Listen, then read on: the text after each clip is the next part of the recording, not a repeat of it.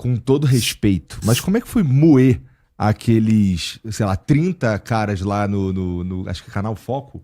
É no Foco, não foi? Foco. O debate contra um patrão contra 30 demitidos, Isso, né? um patrão contra 30 demitidos. Por que passou pela tua cara? Como é que chegou esse convite aí? Cara, o Daniel Levy, ele me conhece porque ele faz a comunicação do Zema.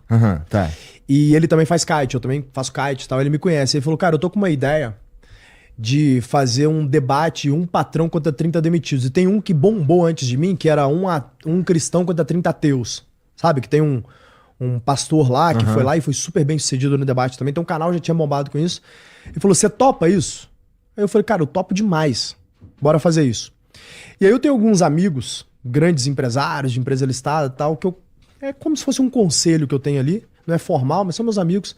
Eu mandei no grupo com eles, falei, galera, eu vou nisso. Aí o cara falou, cara, você tá maluco, você vai cancelar isso agora. Se você for isso, você vai ser destruído.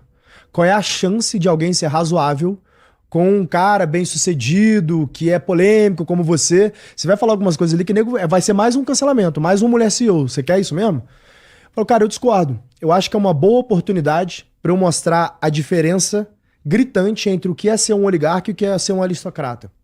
E eu não tô indo lá para destruir ninguém. Eu tô indo lá para acordá-los, tirá-los da caverna de Platão e mostrar que existe uma realidade além dessa dicotomia provocada pelos oligarcas, pelo sistema, pela mídia e pelos grandes oligarcas, que querem sempre criar esse movimento separatista entre patrão e empregados, né? Entre empregado e empregador. E a real é que é o seguinte, eu fui nessa vibe.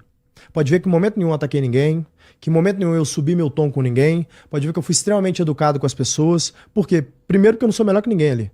Segundo que eu já estive no lugar deles. Eu sei o que passa na cabeça deles. Acho que essa é uma grande diferença que eu tenho na minha cadeira versus outros grandes executivos que estão em um lugar parecido com o meu. Eu morava em favela, então eu sei exatamente o que esses caras pensam, porque eu já pensei parecido. E o terceiro elemento que eu queria mostrar para eles aqui é que o sistema, liderado pelos oligarcas, eles tentam criar essa separação porque o sistema vive disso. A hora que nós acordarmos e ver que, na verdade, a simbiose entre o empregador e o empregado é o que constrói o Brasil, que os impostos nascem daí, inclusive recorde de arrecadação, ano após ano, né? E mesmo assim só aumenta a dívida PIB, a gente vai ver que é o seguinte, cara, então peraí, existe uma casta, a gente é quase com um sistema de casta indiano, existe uma casta superior que não paga o preço de estar errado, que eles não têm preocupações financeiras na vida, que ele governa para poucos e ao seu bel prazer, sem compromisso com o erro, e quem paga essa conta sou eu tomando risco e empregando pessoas e o empregado doando a sua vida para poder pagar suas contas. Esse é o oligarca, esse é em quase que a totalidade do nosso sistema, dos nossos de quase governantes. todos os sistemas. De quase todos os sistemas. O mundo é governado por uma oligarquia. E o Aristóteles explica uma isso. ou várias oligarquias coexistindo? Estão todas ligadas em um só ponto, e eu não quero nem entrar nesses detalhes aqui, que eu não tenho prova, então isso pode me complicar. Tá. Mas eu tenho uma tese que é tudo ligado em uma célula aqui, mas como eu não tenho prova, é melhor a gente não falar sobre isso.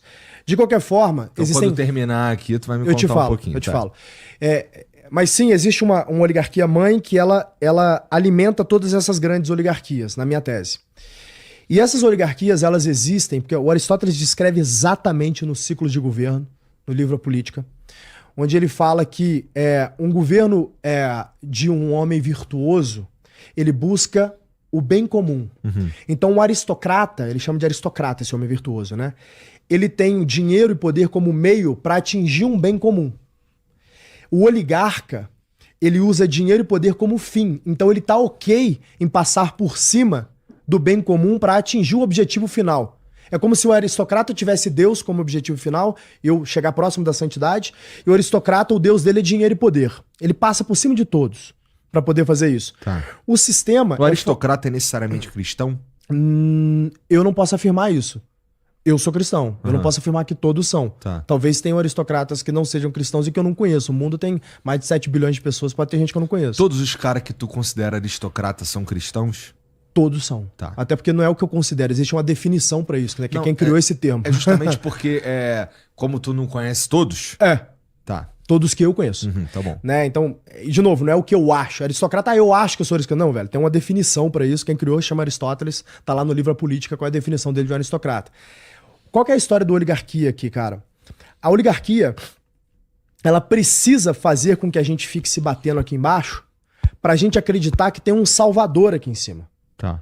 E aí esse salvador é o Estado. Aí o Estado fala assim, vocês deveriam odiar os bilionários e a gente deveria taxar os super ricos, o rico vai pagar a compra. Eu vi uma declaração do Lula hoje, na mídia lá, ou ontem, sei lá, dele falando assim, eu não vou permitir que ninguém roube o Brasil. Ele é tão egoísta, né? Só pensa nele, né? Eu vi essa declaração dele. E essa é a definição da oligarquia, irmão. Sabe? Tipo assim, e os caras, eles caçoam da nossa cara. E, cara, eu faço parte de um ciclo de poder e eu já vi cada coisa que me dá nojo de um grupo de pessoas. Eu não posso afirmar que 100% dos homens que estão no poder são oligarcas. Existem alguns aristocratas. Mas o Aristóteles ele deixa claro nos ciclos de deturpação de governo o porquê o regime democrático necessariamente é formado por oligarcas, em sua maioria. Porque é o seguinte, você começa com um regime monárquico, onde esse monarca ele está buscando, geralmente, em um comportamento aristocrático, o bem comum. Chega um momento que o monarca ele pode ser corrompido. E no momento que ele deixa de buscar o bem comum e busca o bem como fim próprio, o bem para si, ele deixa de ser um aristocrata e começa a ter um comportamento oligarca. Esse monarca, ele... bom, tu que leu lá, eu não li esse livro ainda. O monarca, como é que ele é apontado? Como é que ele chega a ser um monarca? Vamos falar de Brasil?